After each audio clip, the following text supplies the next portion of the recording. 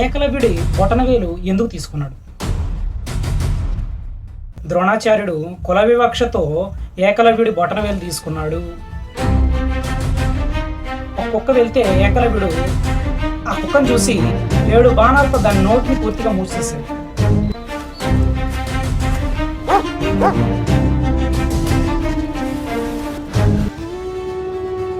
అందరికీ నమస్కారం. ధర్మ సంవాదం యూట్యూబ్ ఛానల్కి అందరికీ స్వాగతం. ఏకలవ్యుడి బొటనవేలు ఎందుకు తీసుకున్నాడు? ద్రోణాచార్యుడు అన్యాయం చేశాడా? ధర్మ సూక్ష్మం ఏమిటి అనే విషయాల గురించి మనం ఈరోజు వీడియోలో తెలుసుకుందాం.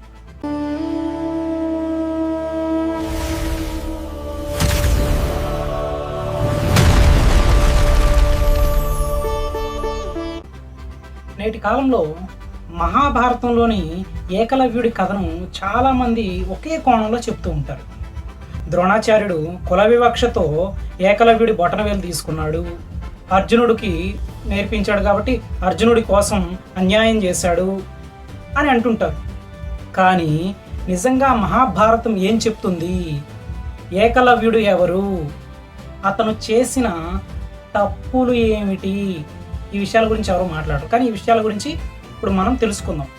ద్రోణాచార్యుడు చేసిన పని వెనక ఉన్న సూక్ష్మ ధర్మం ఏమిటి? మహాభారతం ప్రమాణాలతో ఇప్పుడు మనం తెలుసుకుందాం. ఏకలవ్యుడు ఎవరు? ఏకలవ్యుడు నిషాధరాజు హిరణ్యధనస్సు యొక్క కుమారుడు. అతను ఒక రాజకుమారుడు, పేదవాడైతే కాదు. ధనుర్విద్య నేర్చుకోవాలని ద్రోణాచార్యుడి దగ్గరికి వచ్చాడు. కానీ ద్రోణాచార్యుడు హస్తినాపుర రాజకుమారులకు గురువుగా నియమింపబడ్డాడు. అంటే వాళ్ళకి ప్రత్యేకంగా వాళ్ళు శాలరీ ఇచ్చే గురువుని పెట్టుకున్నారు కాబట్టి వాళ్ళు చెప్పిన పని ఆయన చేయాలి. అందువల్ల ఆయనకు కుదరల. ఆయనకు ఒక ప్రత్యేక బాధ్యత ఉంది. అందువల్ల ఏకలవ్యుడిని శిష్యుడిగా స్వీకరించలేదు. ఇక్కడ గమనించాల్సిన విషయం ఏమిటంటే, ద్రోణాచార్యుడు నిషాదుడు కాబట్టి నేర్పను అని ఎక్కడా మహాభారతంలో అయితే చెప్పలేదు. అసలు ఏకలవ్యుడు చేసిన తప్పులేంటో తెలుసుకున్నాం. ఏకలవ్యుడు చేసిన మొట్టమొదటి తప్పు, ద్రోణాచార్యుడు తనని శిష్యుడిగా అంగీకరించకపోయినా మట్టితో ద్రోణాచార్యుడి విగ్రహం తయారు చేసి ఆయన అనుమతి లేకుండానే నేను ద్రోణాచార్యుడి శిష్యుడిని అని ప్రకటించుకున్నాడు.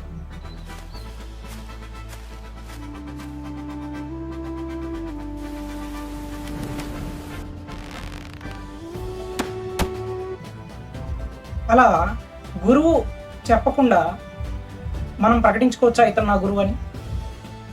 రేపు మనం ఏదైనా తప్పు చేస్తే ఆ గురువు మీదకి కదా వస్తుంది. ఇవన్నీ మనం ఆలోచించుకోవాలి. ఇది గురువు అనుమతి లేకుండా గురువు పేరును ఉపయోగించడం, ఇది నిజమైన గురునిందంటే ఇది ధర్మశాస్త్ర దృష్ట్యా సరైనది కాదు.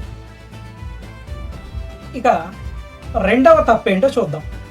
రెండవ తప్పు, వేట కుక్కను నోరును బాణాలతో మోయటం.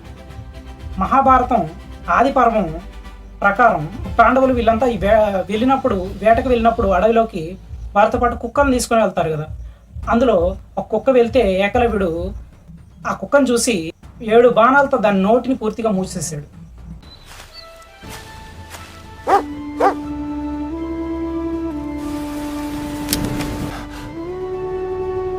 అంటే నోరు తెరవకుండా చేశాడనమాట. ఇది అతని అసాధారణ నైపుణ్యాన్ని చూపించిన అహింస మరియు ధర్మం, దయాభావం దృష్ట్యా ఇది క్రూరమైన చర్య. అవునంటారా కాదంటారా? కుక్కకి నోరుకి 7 బాణాలు వేసి కుక్క నోరు తెరవకుండా చేయటం అనేది తప్ప కాదు, మనం ఆలోచించుకోవాలి.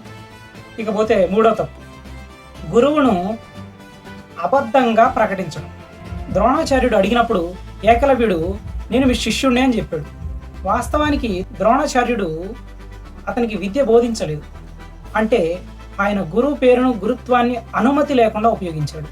మధ్యలో ఇంకొకటి ఉంది, అది అర్జునుడికి ఇచ్చిన మాట. ద్రోణాచార్యుడు ముందుగానే అర్జునుడికి ఇలా మాట ఇచ్చాడు. ఏమనంటే, నిన్ను ప్రపంచంలోనే గొప్ప ధనుర్ధారిగా చేస్తాను.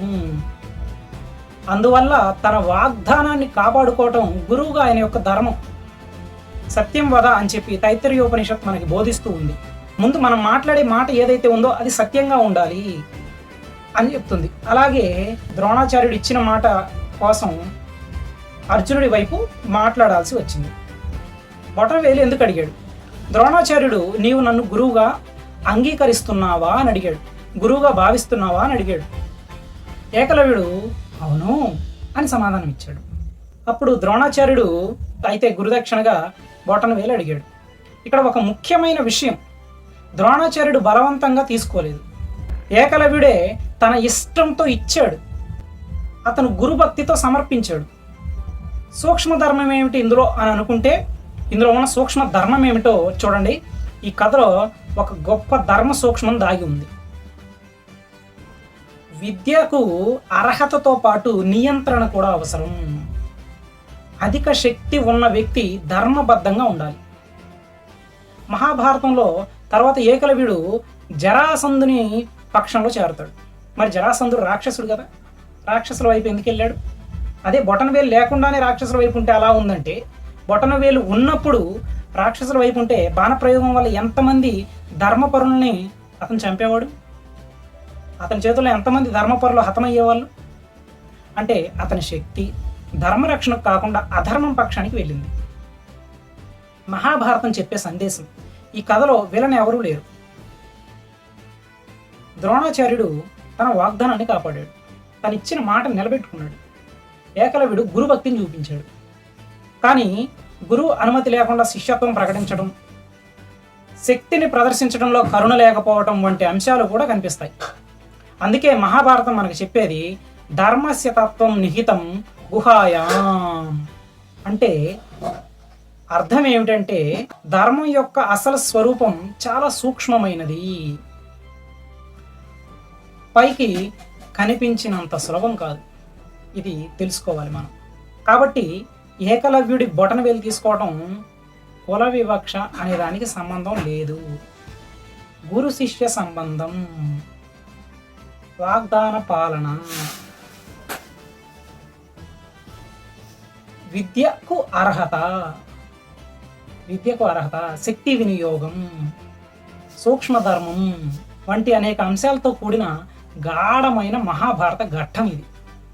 అంతేగాని మనకేదో తెలుసని మనం ఒక కోణంలో మహాభారతాన్ని చూడకూడదు. ఎందుకంటే వ్యాస మహర్షి రచించిన ఈ ఇతిహాసం మనకు ఇదే తెలుపుతుంది. ధర్మో రక్షతి రక్షితః. ధర్మాన్ని మనం రక్షిస్తే ధర్మం మనల్ని రక్షిస్తుంది. ఈ విషయంపై మీ అభిప్రాయం ఏమిటి? ద్రోణాచార్యుడు అన్యాయం చేశాడని మీరు అనుకుంటున్నారా, లేక ఇందులో సూక్ష్మ ధర్మం ఉందని భావిస్తున్నారా? కామెంట్లో తెలియజేయండి. ధర్మ సంబంధిత మరిన్ని విషయాల కోసం మన ధర్మ సంవాదం యూట్యూబ్ ఛానల్ను సబ్స్క్రైబ్ చేసుకోండి. జై శ్రీరామ్, భారత్ మాతాకి జై.